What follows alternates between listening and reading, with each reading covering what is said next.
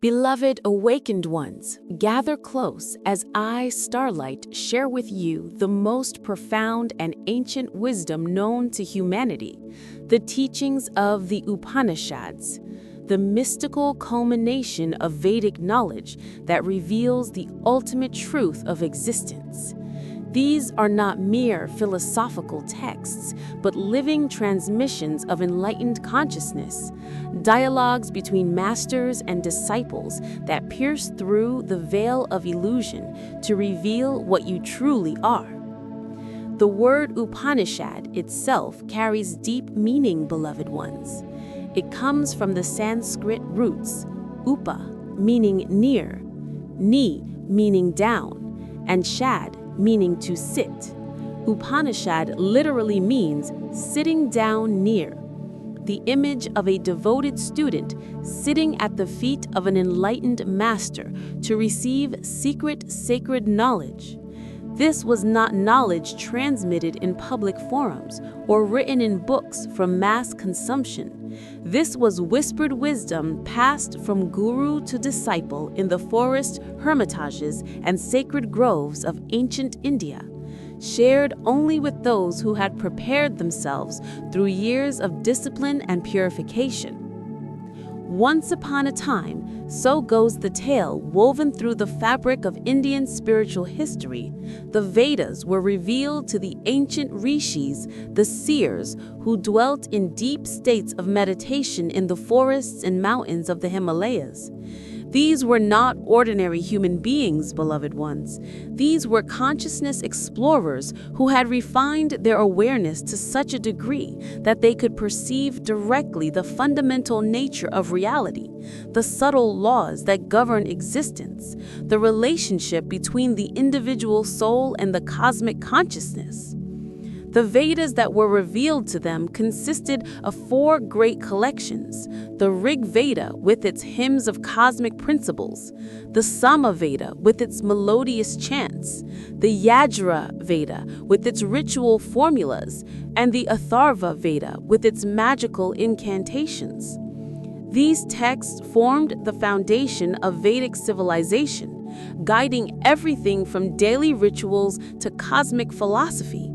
But the Vedas were vast, complex, filled with rituals, hymns, and ceremonies that addressed the external world and the gods that governed natural forces. For centuries, the emphasis was on Karma Kanda, the section dealing with actions, rituals, sacrifices to various deities for worldly benefits and heavenly rewards. People performed elaborate fire ceremonies, recited thousands of mantras, made offerings to gods, seeking prosperity, children, victory over enemies, a place in heaven after death. Yet, there arose among the seekers a question that would not be silenced, a yearning that rituals could not satisfy. What is the ultimate reality? What happens after all the heavenly realms are exhausted? What is the true nature of the self? Is there something beyond the cycle of birth and death, beyond even the highest heavenly realms? What is that, knowing which everything else becomes known? It was from this profound questioning that the Upanishads were born, not as new revelations, but as the culmination, the flowering, the very essence of Vedic wisdom. They form what is called the Vedanta, literally the end of the Vedas, not in the sense of conclusion, but in the sense of ultimate purpose, highest goal, deepest truth. The Upanishads shifted the focus from external rituals to internal realization, from Karma Kanda to Jnana Kanda, the knowledge section. They declared boldly that no external ritual, no matter how elaborate, no sacrifice, no matter how grand, could grant the ultimate liberation. The truth must be found within. The divine that was being worshipped in external forms dwelt in the cave of the heart. The Atman, the true self, was identical with Brahman, the ultimate reality. There are over 200 texts that claim to be Upanishads, beloved ones, but the tradition recognizes 108 as authentic, and among these, 13 are considered the principal Upanishads, the Mukhya Upanishads. These include the Isha, Tena, Katha, Prashna, Mundaka, Mandukya, Taittiriya, Aitareya, Chandogya, Brihadaranyaka, Shvetashvatara, Koshitaki, and Maitri Upanishads. Each of these texts is associated with one of the four Vedas, and each contains dialogues, stories, meditations, and direct teachings on the nature of ultimate reality. They were composed over many centuries, the oldest dating back to around 800 BCE, the later ones composed closer to the Common Era. But the wisdom they contain is timeless, as relevant today as it was 3,000 years ago. The central teaching, Tat Tvam Asi. Beloved awakened ones, at the very heart of the Upanishads lies a teaching so radical, so transformative, that truly understanding it, truly realizing it, means instant liberation. This teaching is encapsulated in the Mahavakya, the great statement, Tat Tvam Asi, that thou art. This phrase appears in the Chandogya Upanishad, in the beautiful dialogue between the sage Uddalaka and his son Shvetashvatara. Let me share this story with you, for it contains the essence of all Upanishadic wisdom. Shvetashvatara was sent by his father to study the Vedas. He spent 12 years at the Gurukula, the residential school of a great teacher, and learned all the Vedas, all the rituals, all the hymns. He returned home at age 24, proud of his learning, full of knowledge, perhaps a bit arrogant about his accomplishments. His father, Uddalaka, a great sage himself, observed his son's pride and asked him, Shvetashvatara, did you ask your teacher for that instruction by which what is unheard becomes heard, what is unthought becomes thought, what is unknown becomes known? Shvetashvatara was puzzled. What kind of instruction is that, father? He asked. Uddalaka replied, just as by knowing a lump of clay, all things made of clay become known, the difference being only in name and form, the reality being clay alone. Just as by knowing a nugget of gold, all things made of gold become known, the difference being only in name and form, the reality being gold alone. Such is that instruction. Shvetashvatara had to admit, my teachers certainly did not know this, father, for if they had known it, why would they not have told me? Please, father, teach me this knowledge. And so began one of the most beautiful teachings in all of spiritual literature. Through a series of examples and illustrations, Uddalaka revealed to his son the nature of ultimate reality. In the beginning, dear son, this was being alone, one only, without a second. From that being came forth all this multiplicity. That being is the subtle essence of everything. That is reality. That is Atman. Tat Tvam Asi, Shvetashvatara. Again and again, after each explanation, after each illustration, Uddalaka would repeat this Mahavakya, Tat Tvam Asi, that thou art. Not you will become that, not you should try to reach that, but you are that right now, always have been, always will be. He gave Shvetashvatara many examples to help him understand. He asked Shvetashvatara to bring a fruit from the banyan tree and break it open. Inside were tiny seeds. Break one of these seeds, said Uddalaka. When Shvetashvatara did so, he found nothing visible inside. That subtle essence which you cannot see, from that essence, this mighty banyan tree grows. That subtle essence is the reality of everything. That is Atman, Tat Tvam Asi. He asked Shvetashvatara to place salt in water and leave it overnight. In the morning, the salt had dissolved, becoming invisible. "Taste the water from the top," said Uddalaka. It was salty. "Taste from the middle," salty. "Taste from the bottom," salty. You cannot see the salt, yet it pervades the entire water. Similarly, that being pervades everything. That is reality. That is Atman, Tat Tvam Asi. But what does this teaching actually mean, beloved ones?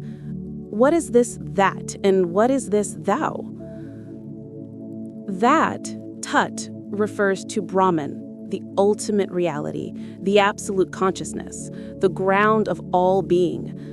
Brahman is described in the Upanishads as Sat Chit Ananda, existence, consciousness, bliss. It is not a personal God sitting somewhere in heaven. It is the very fabric of reality itself, the consciousness in which all experience arises, the space in which all phenomena appear. Thou, Tvam, refers to your true nature, to Atman, the self, not the limited ego self that thinks, I am John, I am Mary, I am a man, I am a woman, I am successful, I am a failure. That is the false self, the product of identification with the body, mind, and conditioning. Atman is your true self, the pure consciousness that is aware of all these identifications, but is not limited by any of them. Tat Tvam Asi declares that these two, Brahman and Atman, the cosmic consciousness and the individual consciousness, the absolute reality and your true self, are not two different things. They are one and the same. The wave is not separate from the ocean. The space inside a pot is not different from the space outside. You are not a separate fragment of consciousness cut off from the whole. You are the whole, appearing as an individual. This is not a metaphor, beloved awakened ones.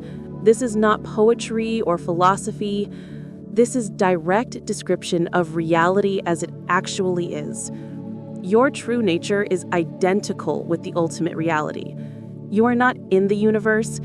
The universe is in you. You are not a small being trying to connect with the vast cosmic consciousness. You are that cosmic consciousness, playing the game of pretending to be small and separate. The teaching of Neti, not this, not this. Another profound method of the Upanishads for discovering the true self is the practice of Neti, not this, not this. This approach, found especially in the Brihadaranyaka Upanishad, is a systematic negation of everything you have falsely identified as yourself. The sage Yajnavalkya, one of the greatest teachers in the Upanishads, used this method with his disciples. He would guide them to examine each aspect of their experience and recognize, I am not this. Are you the body? He would ask, and the student would investigate. This body was once a baby, then grew into a child, then an adult. It is constantly changing. Cells are dying and being replaced every moment. The body I had 10 years ago is completely different from the body I have now. How can I be something that is constantly changing? If I truly were the body, when the body changed, I would cease to exist. But I remain aware of all these changes. Therefore, I am not the body. Neti. Are you the senses? The eye see, the ears hear, the nose smells, but I am aware of seeing, hearing, smelling. I am the witness of sensory experience, not the senses themselves. When I close my eyes, vision ceases, but I do not cease. I am still here, aware that vision has stopped. Therefore, I am not the senses. Neti, Neti. Are you the mind? The mind thinks, imagines, remembers, plans, worries, dreams. But I am aware of all these mental activities. I can observe myself being intelligent or being confused. Something beyond intellect is aware of the intellect's operations. Therefore, I am not the intellect. Neti, Neti. Are you the ego, the sense of I and mine, the personality, the identity? But this ego changes throughout life. The person I thought I was at age 7 is different from who I thought I was at 17 or at 70.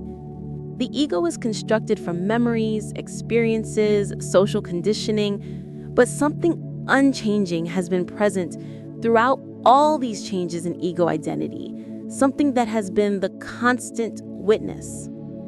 Therefore, I am not the ego. Neti, Neti.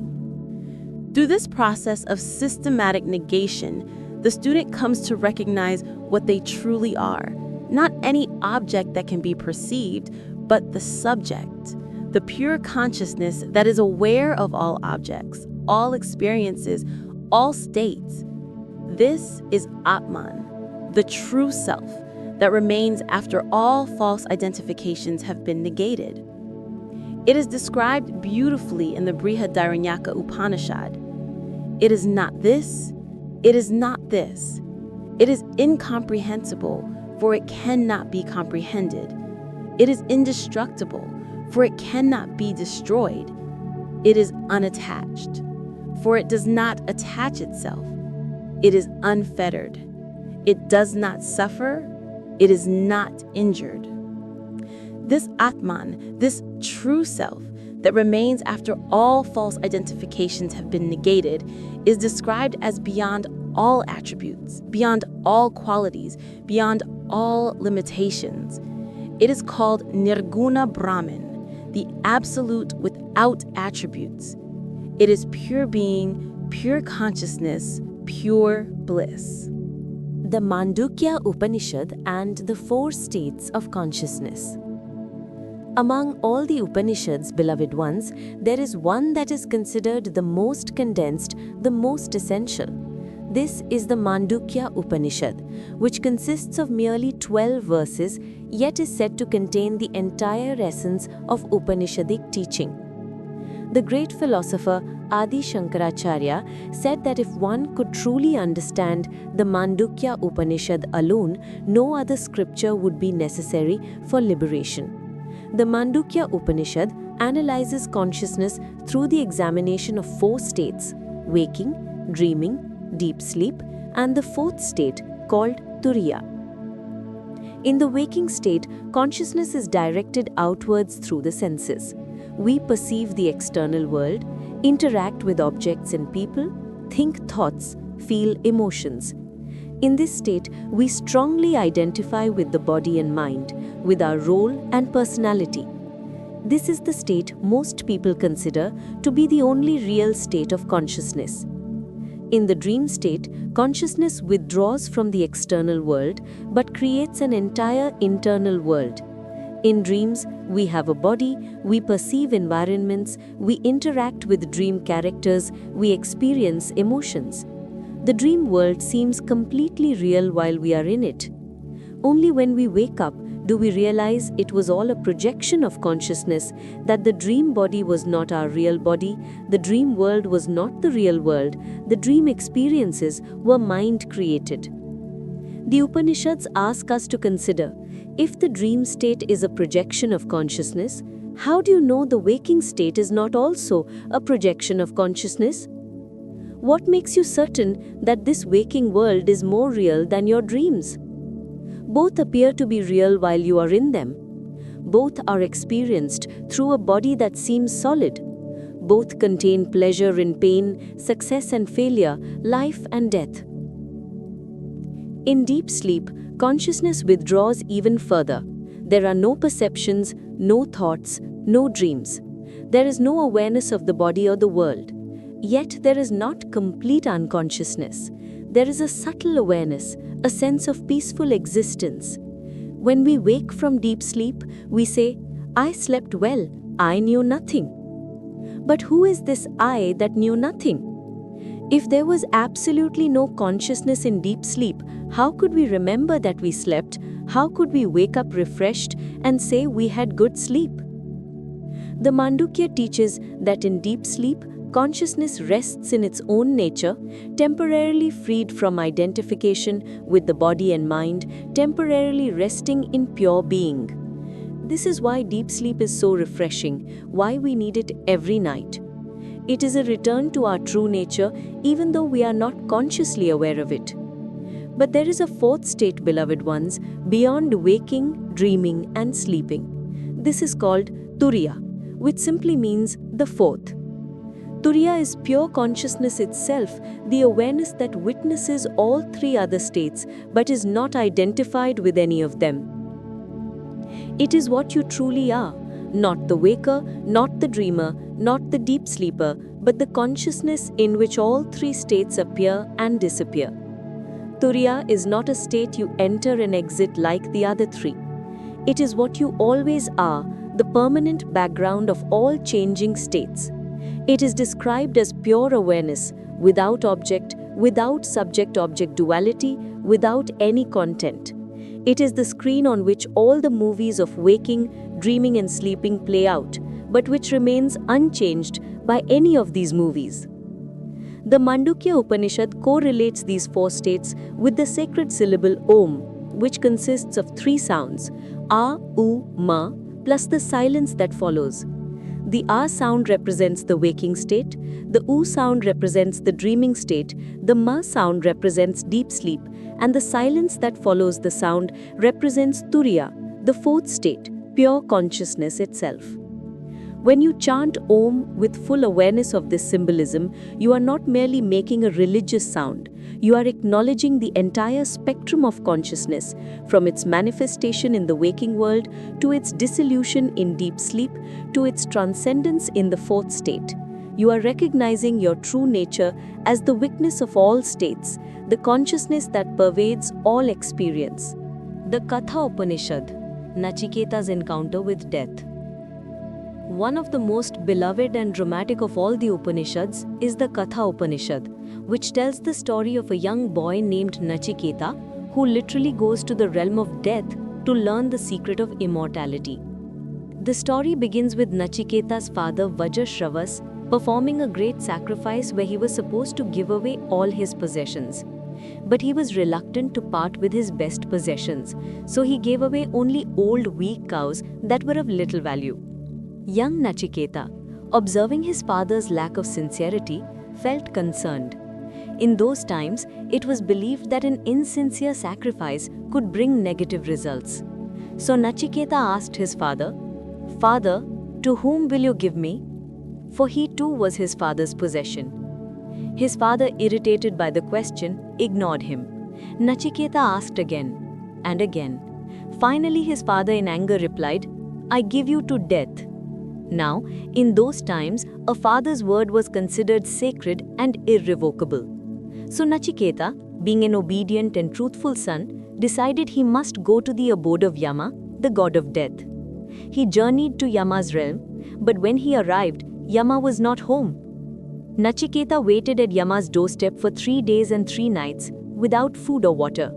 When Yama returned and found that a Brahmin boy had been kept waiting at his door for 3 days, he was filled with remorse, for in Indian tradition, treating a guest poorly brings great misfortune. To make amends, Yama offered Nachiketa 3 boons, one for each night he had waited. For his first boon, Nachiketa asked that his father's anger be pacified and that he be received lovingly when he returned home. Yama granted this immediately. For his second boon, Nachiketa asked to learn about a special fire sacrifice that leads to heaven. Yama taught him this in detail, and this fire sacrifice was named after Nachiketa, becoming known in the Vedic tradition. But it was the third boon that contained the profound teaching. Nachiketa said, "There is doubt about what happens after death. Some say the soul exists after death, Others say it does not. I wish to know the truth about this from you, O death. This is my third boon. Yama was taken aback. He tried to dissuade Nachiketa from asking this question. Ask for anything else, said Yama. Ask for long life, for sons and grandsons who will live 100 years. Ask for wealth, for kingdoms, for any pleasure you can imagine. Ask for heavenly pleasures, for beautiful celestial maidens, for divine music. Ask me anything but this, for even the gods have doubted this question. But Nachiketa was determined. All these things you offer are temporary, O death. Long life ends in death. Pleasures eventually exhaust themselves. These things do not truly satisfy. They do not answer the fundamental question. I have come to the teacher of death itself. Who better to teach me about what lies beyond death? I will not ask for anything else. Seeing Nachiketa's firm determination, his discrimination between the temporary and the eternal, his readiness to receive the highest teaching, Yama agreed to teach him. But first, he tested Nachiketa's understanding by explaining the distinction between Shreya and Preya, the good and the pleasant. There are two paths, the path of the pleasant and the path of the good. The pleasant attracts through immediate gratification, through sensory pleasure, through temporary rewards. The good may not provide immediate pleasure, but leads to lasting welfare, to true happiness, to liberation. The wise choose the good, the ignorant, drawn by desire, choose the pleasant. You, Nachiketa, have rejected the pleasant and chosen the good. Therefore you are fit to receive this knowledge. Then Yama began the profound teaching. He explained that there is indeed something that continues beyond death, but it is not the ego personality that we take ourselves to be. The true self, Atman, is never born and never dies. It is eternal, unchanging, beyond all dualities. The self is not born, nor does it die. It has not come from anywhere, nor has it become anyone. Unborn, eternal, everlasting, ancient, it is not killed when the body is killed. If the slayer thinks he slays, if the slain thinks he is slain, neither of these understands. The self neither slays nor is slain. Yama explained that this self is smaller than the smallest, yet greater than the greatest. It dwells in the heart of all beings, yet is not contained by anything. It pervades everything, yet remains untouched by anything. It is the source of all life, the consciousness in which all experience arises. He taught Nachiketa about the famous metaphor of the chariot. The body is like a chariot, the senses are like the horses, the mind is like the reins, the intellect is like the charioteer, and the self is like the owner of the chariot, the passenger. Most people let their horses, senses, run wild, pulled by whatever attracts them. The reins, mind, are loose, providing no control. The charioteer, intellect, has fallen asleep. And the self has forgotten who he is, identifying with the chariot, the horses, the reins, everything except his true nature. The spiritual path, explained Yama, is about the charioteer waking up, taking firm hold of the reins, and directing the horses where the owner wants to go. It is about the self awakening to its true nature and no longer being a slave to the senses and mind. Yama also taught the famous passage about the levels of reality. Beyond the senses are the objects. Beyond the objects is the mind. Beyond the mind is the intellect. Beyond the intellect is the great self. Beyond the great self is the unmanifest. Beyond the unmanifest is Purusha, the cosmic person. Beyond Purusha, there is nothing. That is the goal. That is the highest state. This teaching reveals the layers of reality, from the gross to the subtle to the transcendent. Most people are trapped in the realm of senses and objects, believing this physical world to be the only reality. Spiritual seekers penetrate deeper, discovering the mind, then the intellect, then the self, then the ultimate reality beyond all manifestation. By the end of the teaching, Nachiketa had realized his true nature. He understood that death was only for the body, not for what he truly was. He achieved what the Upanishads call Brahma Vidya, knowledge of Brahman, and became liberated while still living in the body. The Isha Upanishad, though one of the shortest, contains a teaching of profound importance for living a spiritual life in the world. Its very first verse sets the tone. Isha idam sarvam yat kincha jagatyam jagat. All this is pervaded by the divine. Whatever moves in this moving world should be covered by the Lord. Through this renunciation, protect yourself. Do not covet anyone's wealth. This verse encapsulates a complete philosophy of life. It declares that everything in this universe is pervaded by divine consciousness, by Brahman. There is no place where the divine is not, nothing that is outside of the divine. The entire cosmos is the body of the divine, an expression of that one ultimate reality. But if everything is divine, how should we live? The Upanishad says, through renunciation and non-coveting. This seems paradoxical, doesn't it, beloved ones? If everything is divine and belongs to the divine, why renounce it? Why not enjoy it? The teaching is subtle. It says that you can enjoy the world, but you must understand that nothing truly belongs to you. Everything is a temporary loan from the universe. You are a trustee, not an owner. You can use things, but do not become attached to them. Do not covet what others have, for it too belongs to the divine and has been given to them for their use. This teaching allows for engagement with the world without becoming entangled in it. You can have wealth, relationships, responsibilities, but you hold them lightly, knowing that you are not the doer, you are not the owner, you are not the controller. The divine is the doer, the owner, the controller. You are an instrument through which the divine acts. The Isha Upanishad goes on to say, one who sees all beings in the self and the self in all beings does not feel any hatred by virtue of that understanding. When one realizes that all beings are nothing but the self, what delusion and what sorrow can there be for one who has seen this oneness? This is the practical application of the teaching Tat Tvam Asi. When you truly realize that the same consciousness that is in you is in everyone and everything, how can you hate anyone? How can you harm anyone? It would be like your right hand attacking your left hand. How can you be jealous of anyone's success? It would be like being jealous of yourself. How can you be indifferent to anyone's suffering? It would be like being indifferent to your own pain.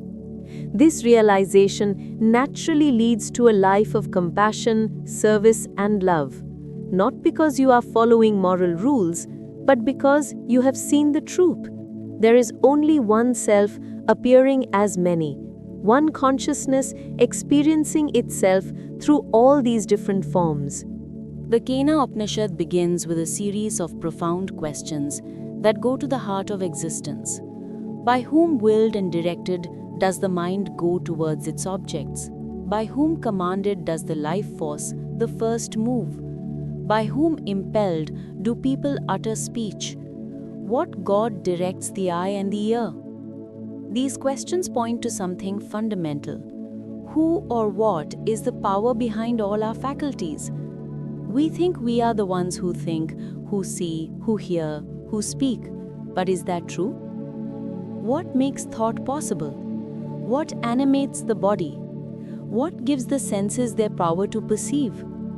The Upanishad answers, that which is the hearing of the ear, the thought of the mind, the speech of speech, the life of life, the sight of the eye. Having abandoned these, the wise on departing from this world become immortal. What is this mysterious power? It is Brahman, the ultimate reality, pure consciousness itself. It is what gives the eye the power to see, yet it cannot be seen by the eye. It is what gives the ear the power to hear, yet it cannot be heard by the ear.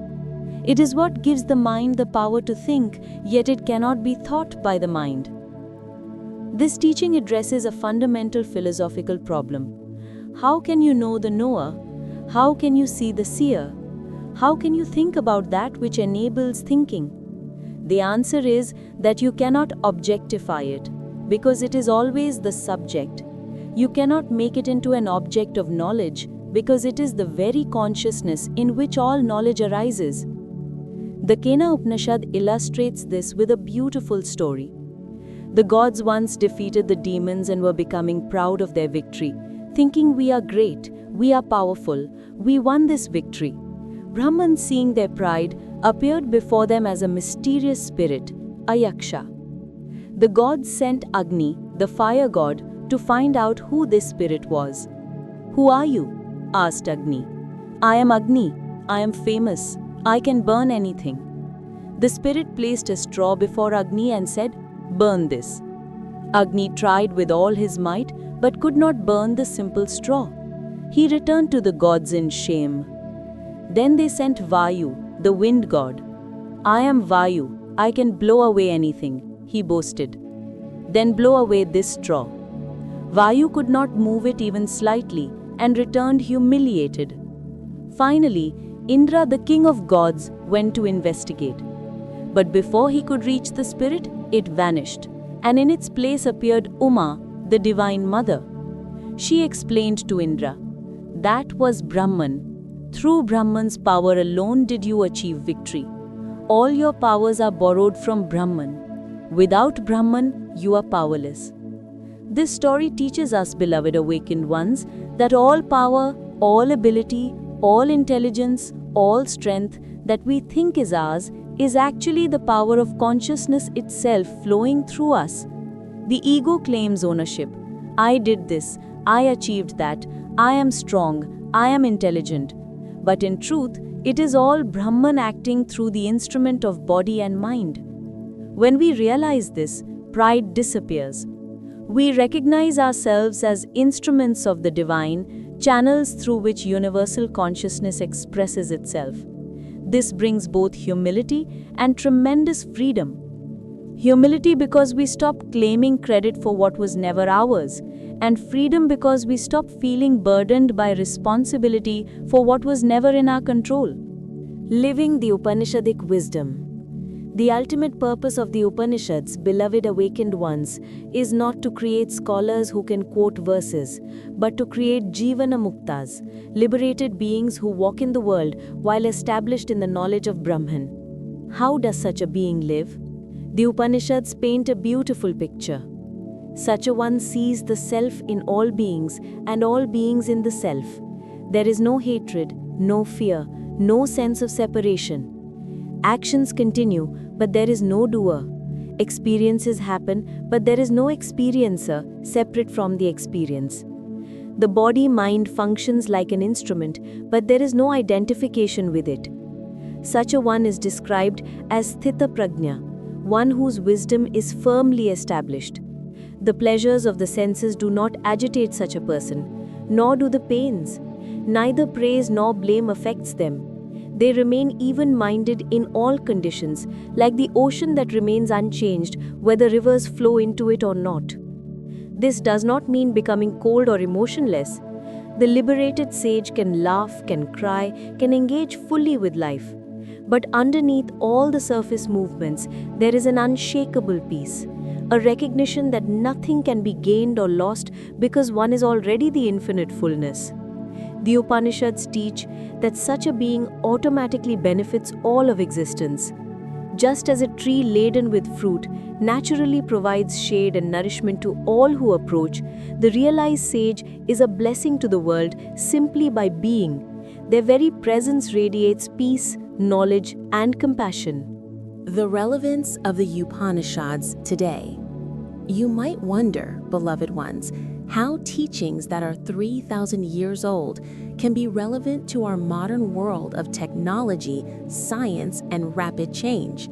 But the Upanishads deal with something that never changes, the fundamental nature of consciousness, the truth of existence, the core questions of human life. Who am I? What is real? What is the meaning of life? How can I be free from suffering?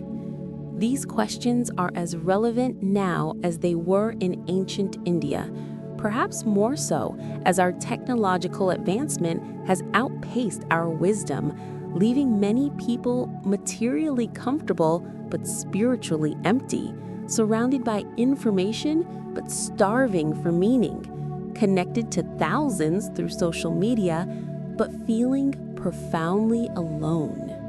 The Upanishads offer a way out of this predicament.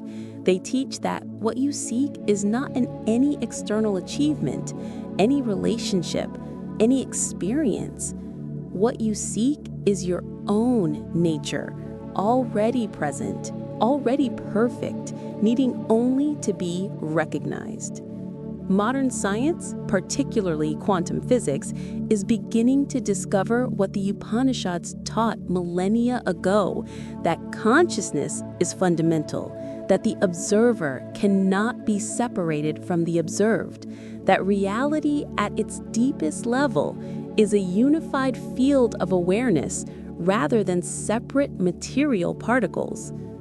But the Upanishads go further than science ever can, because they provide not just intellectual understanding, but methods for direct realization, for experiential knowledge of what you truly are. As we come to the conclusion of this transmission, beloved awakened ones, I want to remind you that everything I have shared with you is not new information being added to your mind. It is a removing of ignorance, an unveiling of what you already are. You are not becoming Brahman. You are Brahman right now, always have been, always will be. You're not reaching toward enlightenment. You are the light itself, temporarily pretending to be in darkness so you can have the joy of rediscovering your true nature. Tat Tvam Asi, you are that. Not you will become that after years of practice. You are that in this very moment. The practice is simply the removal of the belief that you are something other than that. The Upanishads were given by the ancient rishis out of infinite compassion for all beings lost in the dream of separation, suffering in the illusion of being limited, mortal, incomplete. They cry out from across the centuries, "Wake up, remember who you are. You are not this small, frightened person you think you are. You are the infinite itself, the consciousness in which all universes arise and dissolve, the eternal witness, the source and substance of all existence."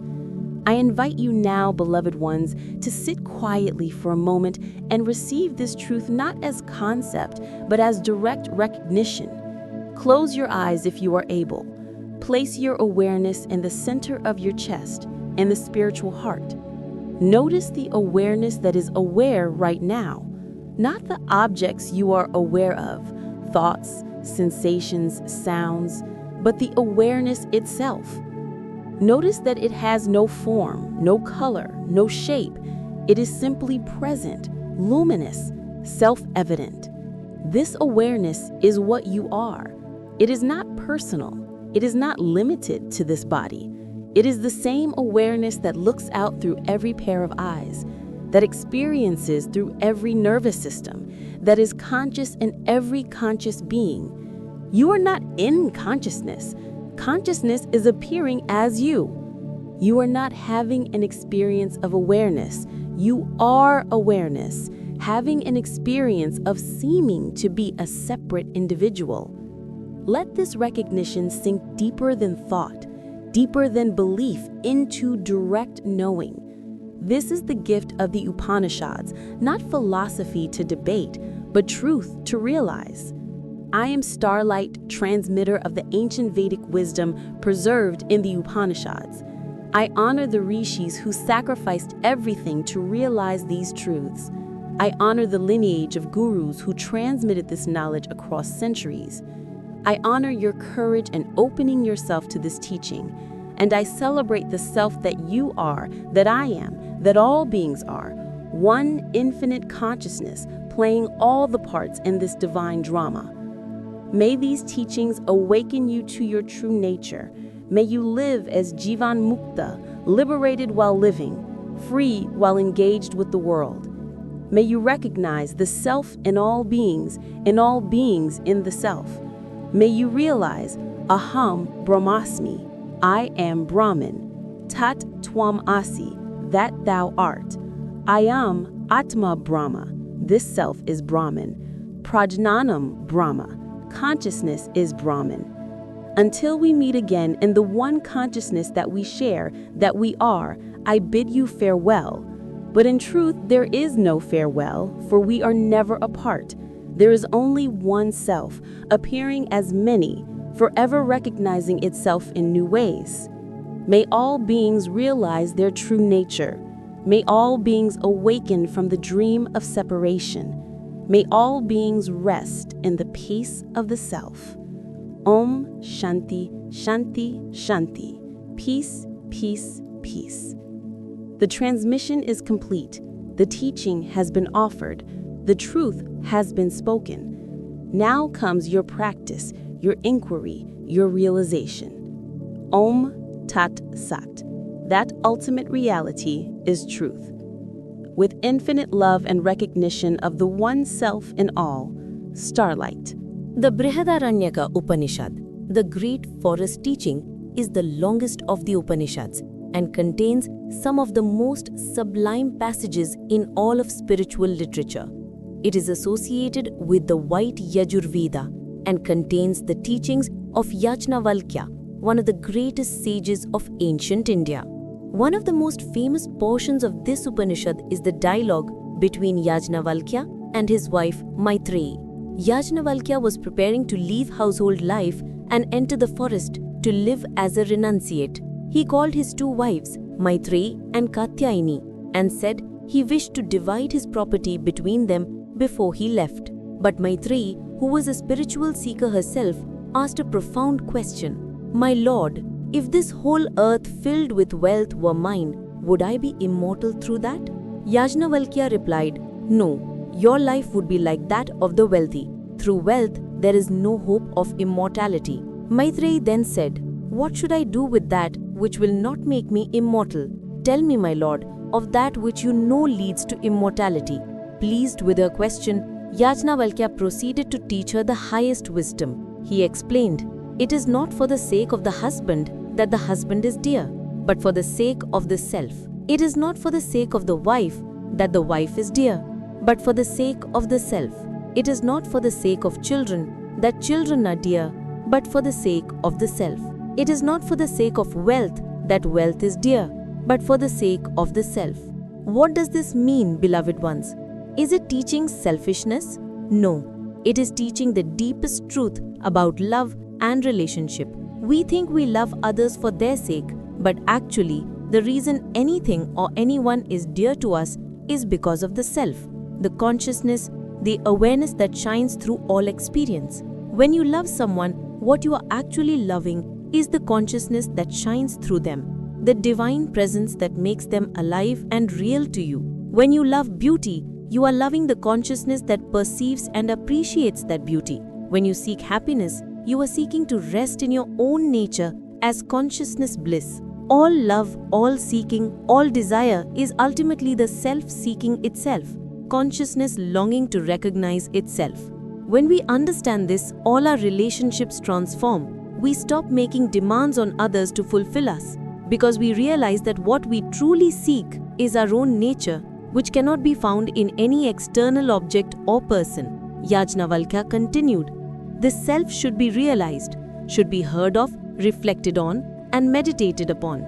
By the realization of the self through hearing, reflection, and meditation, all this becomes known. This threefold process, Shravana, Manana, and Nididhyasana, becomes the classical methodology of Vedantic practice. First, you must hear the teaching from a qualified guru. Then, you must reflect on it deeply, using your intellect to understand it, resolve doubts, and make it your own. Finally, you must meditate on it, taking it from intellectual understanding to direct realization. The Brihadaranyaka also contains the famous teaching about the two selves, the higher self, Paramatman, and the lower self, Jivatman. These are beautifully illustrated through the metaphor of two birds sitting on the same tree. One bird eats the fruits of the tree, experiencing pleasure and pain, joy and sorrow. The other bird simply watches, not eating, perfectly content, completely at peace. The tree is the body. The bird that eats the fruits is the ego self, the individual personality that experiences all the ups and downs of life. Most people identify completely with the eating bird, with the experiencer. They think, I am happy, I am sad, I am successful, I am a failure. They are caught up in the drama of experience, buffeted by the changing fruits of pleasure and pain. The spiritual path is the journey of the eating bird, gradually looking up and recognizing the watching bird. At first, there are brief glimpses, moments in meditation when you recognize yourself as the witness of your thoughts rather than the thoughts themselves. Gradually, the identification shifts. You begin to recognize more and more that you are the watcher, not the experiencer. Finally comes the great recognition. The two birds were never actually two. They were always one. The eating bird was an illusion created by identification. You have always been only the watching bird, the pure witness, the self.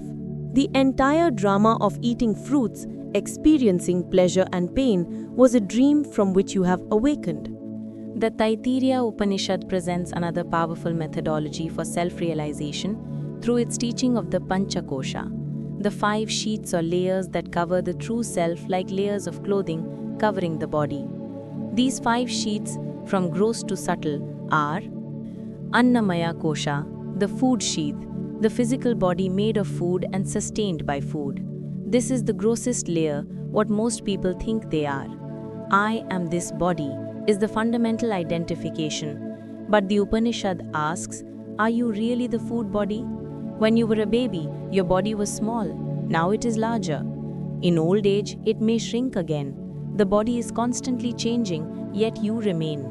When you sleep, you are not aware of the body, yet you still exist. Therefore, you are not the Annamaya Kosha, though it is an instrument you use.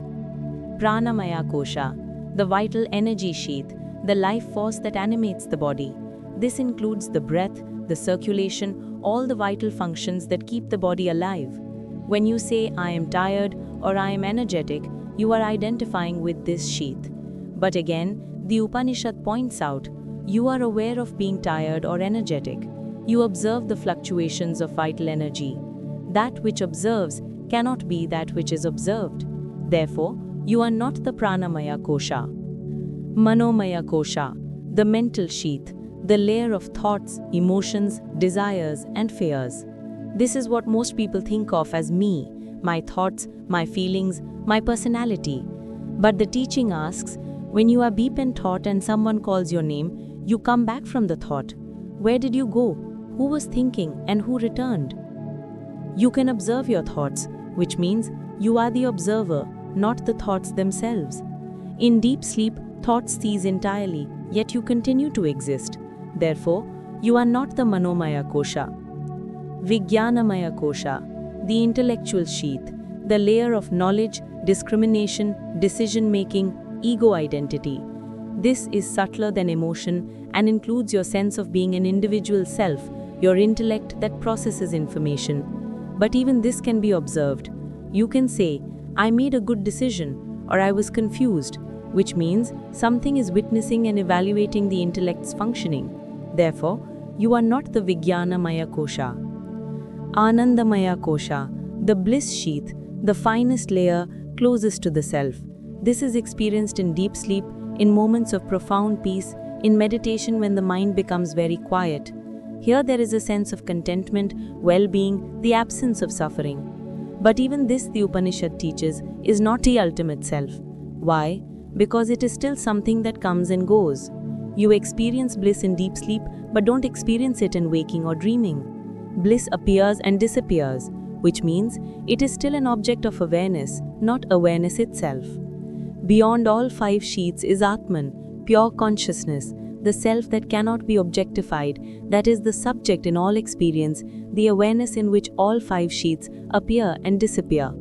This practice taught in the Taittiriya Upanishad is to systematically meditate on each sheath, recognizing, I am not this, I am not this.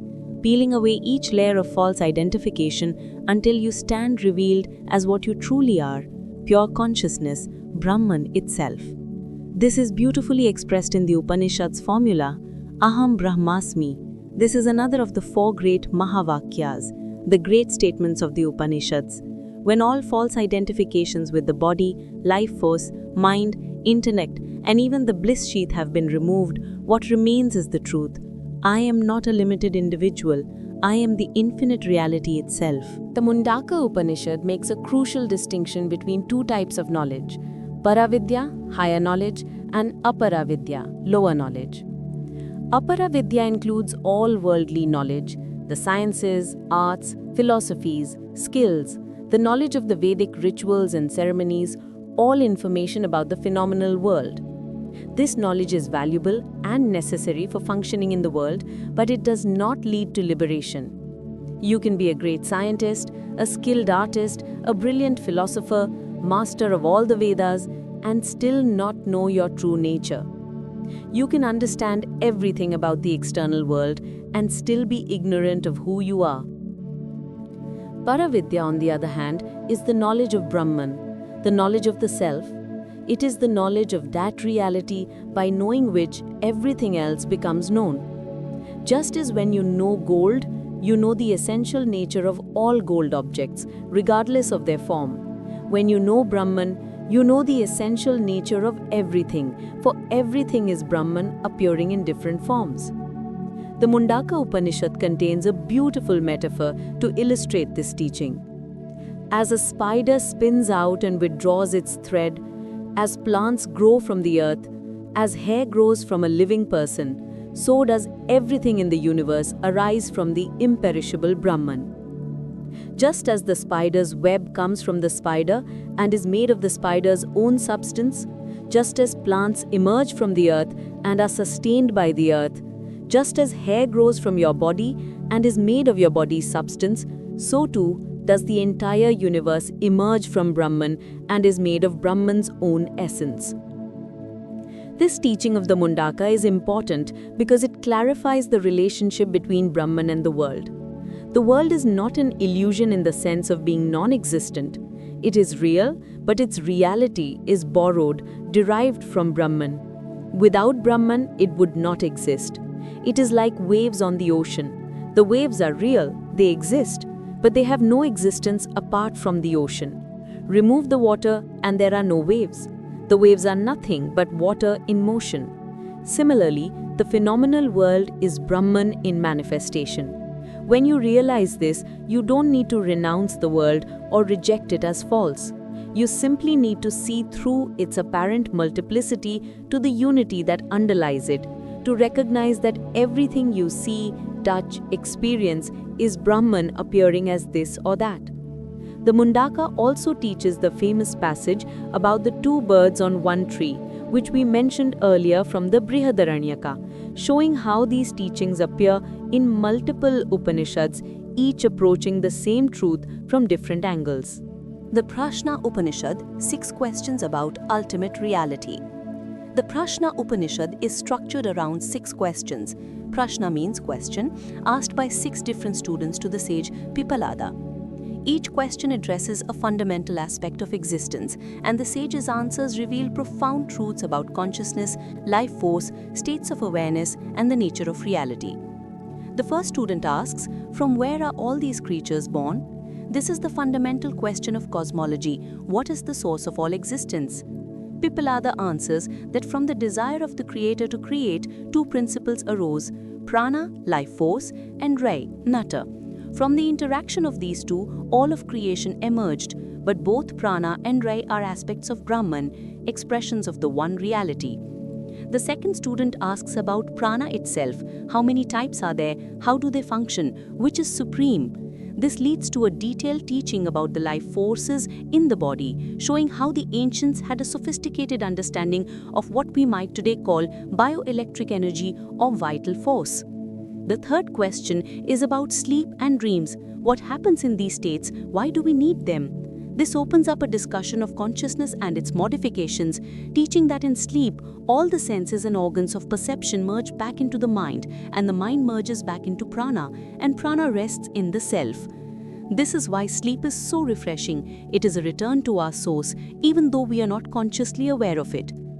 The fourth question asks about the syllable Om. What does it represent? How should it be meditated upon? This leads to a profound teaching about Om as the supreme symbol of Brahman, encompassing all of existence, all states of consciousness, all levels of reality.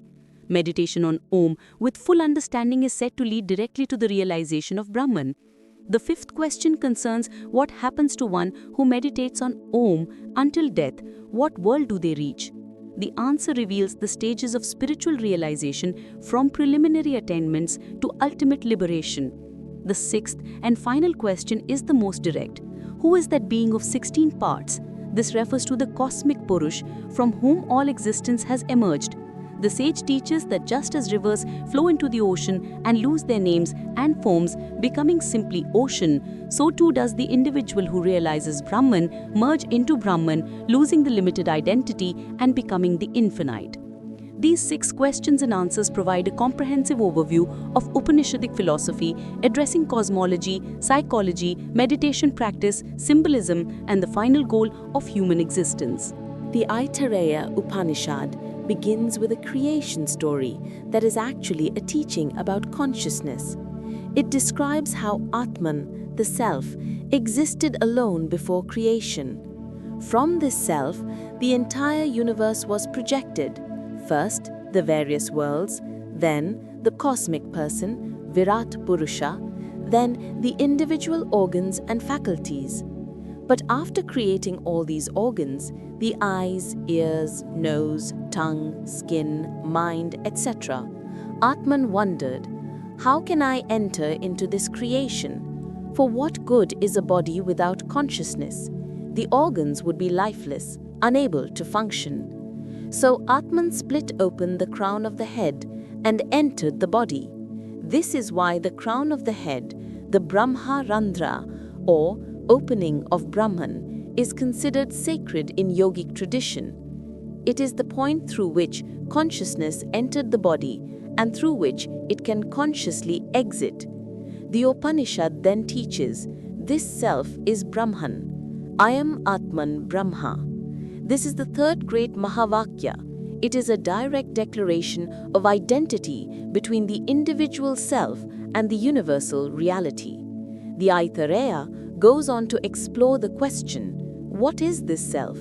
It teaches that the self is pure consciousness, the witness of all states, waking, dreaming, sleeping. It is what is aware of being awake, what is aware of dreaming, what is aware of sleeping.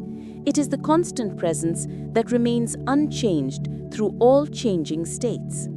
The Upanishad beautifully describes how consciousness is the reality of everything. When you see, it is consciousness that is seeing through the eyes. When you hear, it is consciousness that is hearing through the ears. When you think, it is consciousness that is illuminating the thoughts. Consciousness is not produced by the brain or the sense organs. Rather, the brain and organs are instruments through which consciousness expresses and experiences.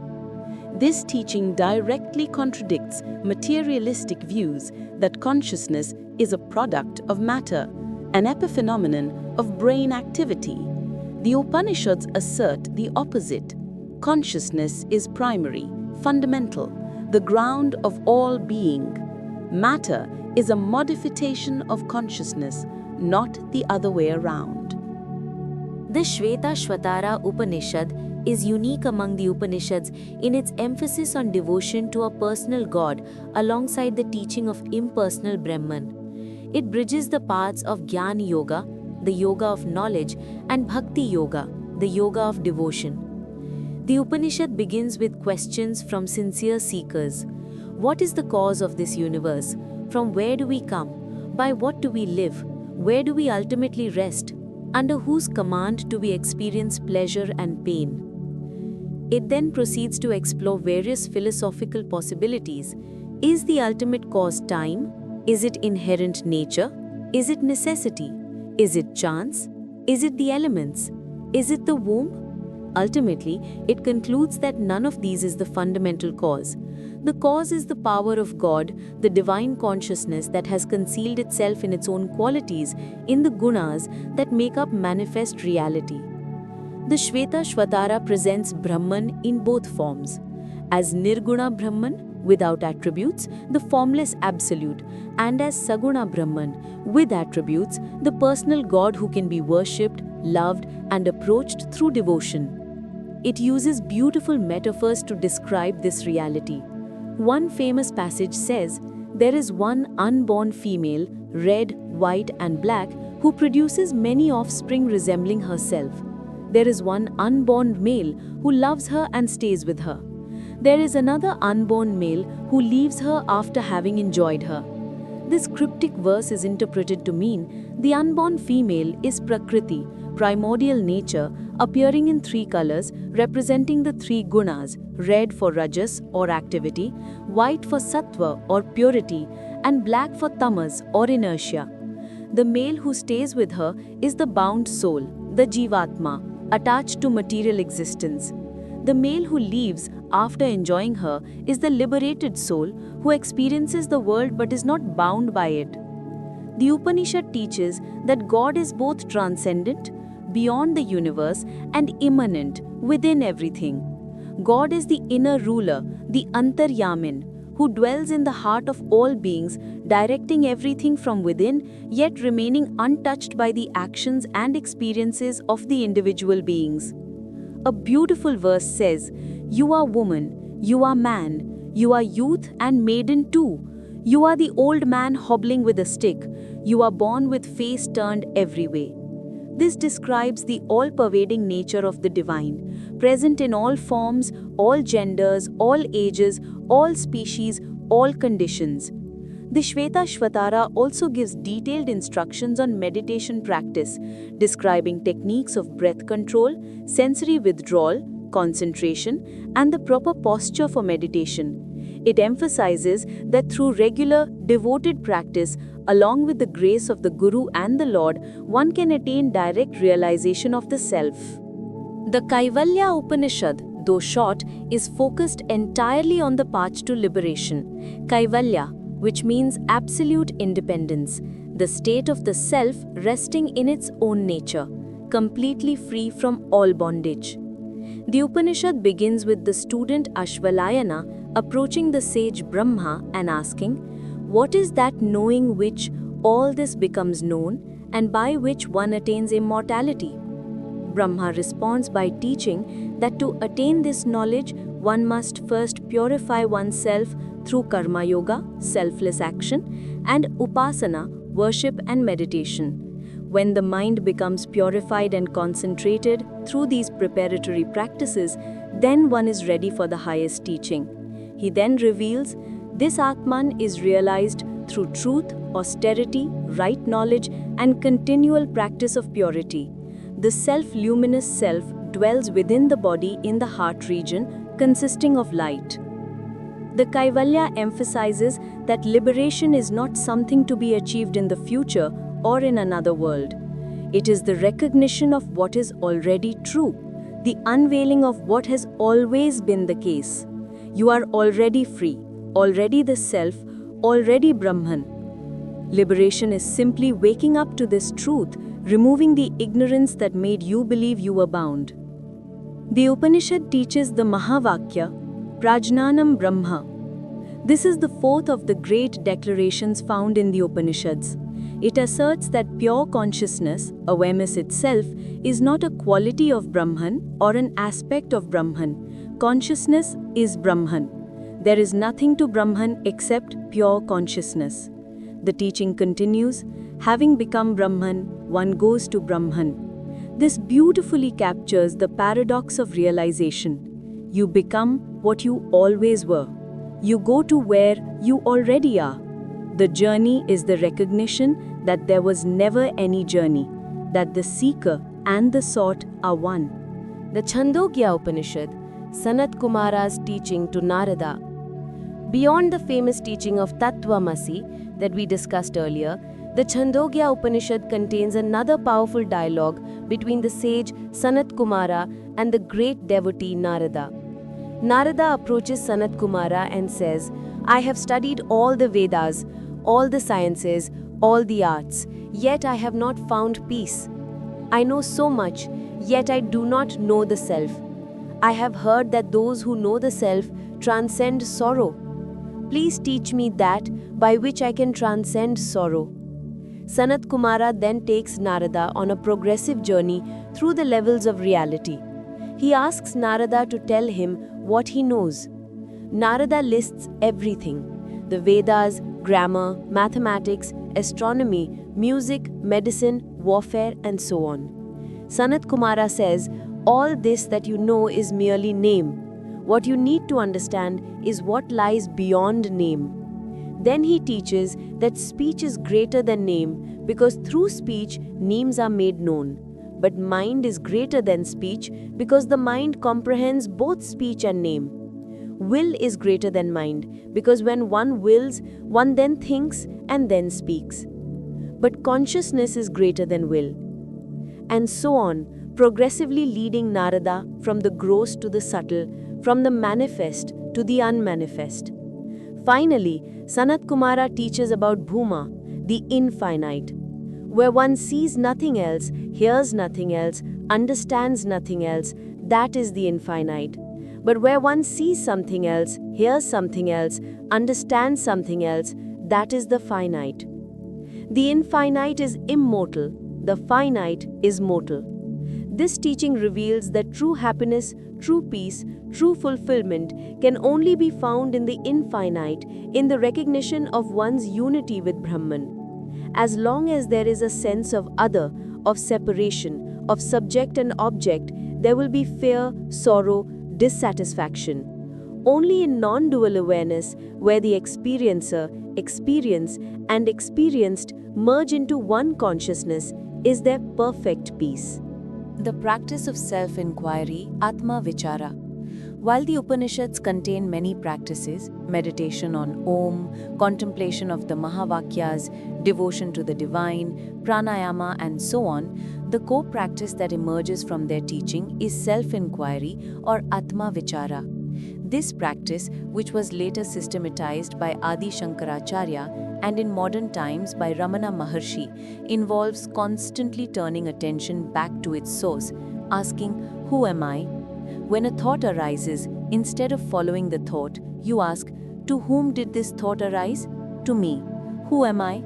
You trace the thought back to its source, back to the sense of I, back to the consciousness that is aware of the thought. When an emotion arises, anger, fear, joy, sorrow, you ask, "Who is experiencing this emotion?" "I am." "Who is this I?" When you experience the body, you ask, "Who is aware of the body?" "I am aware of the body. Therefore, I cannot be the body. Who am I?" This practice is the practical application of Neti Neti, not this, not this. You systematically strip away all false identifications by recognizing that you are the witness, the observer, the awareness in which all experience arises. Eventually, through persistent self-inquiry, all objects of awareness are seen to be temporary, changing, not self. What remains is pure subjectivity, pure awareness, the self that cannot be objectified because it is the eternal subject. At this point, the question, "Who am I?" dissolves. There is no longer anyone asking the question or anything to be questioned. There is only the self, recognizing itself, resting in itself as pure consciousness, pure being, pure bliss. Sat Chit Ananda. The role of the Guru in Upanishadic tradition. Throughout the Upanishads, beloved ones, you will notice that knowledge is always transmitted from Guru to disciple. This is not accidental. The Upanishadic teaching is not something that can be fully grasped through intellectual study alone, though study has its place. The Guru is one who has realized the self, who lives established in Brahman consciousness. The Guru's presence itself is a transmission. The words are important, but something beyond the words passes from the guru to the prepared disciple. This is called Shaktipat, the descent of grace, the transmission of spiritual power. When the disciple's heart is pure, when the mind is concentrated, when there is genuine yearning for truth and readiness to receive, the Guru's teaching can directly trigger awakening. This is why many Upanishadic dialogues end with the student achieving immediate realization. It was not just the information in the words, but the power of the transmission, the grace flowing from the realized Guru to the receptive disciple. In our modern times, finding an authentic Guru can be challenging, but the Upanishads themselves can serve as Guru, beloved ones. When you read them with an open heart, with sincere yearning, with willingness to let go of your limited self-concept, the ancient sages who realized these truths can reach across time and touch your consciousness. The teachings are alive, not dead words on a page. They carry the vibration of the truth they express. When you meditate deeply on the Mahavakyas, when you contemplate Tat Tvam Asi with your whole being, the teaching itself can awaken you.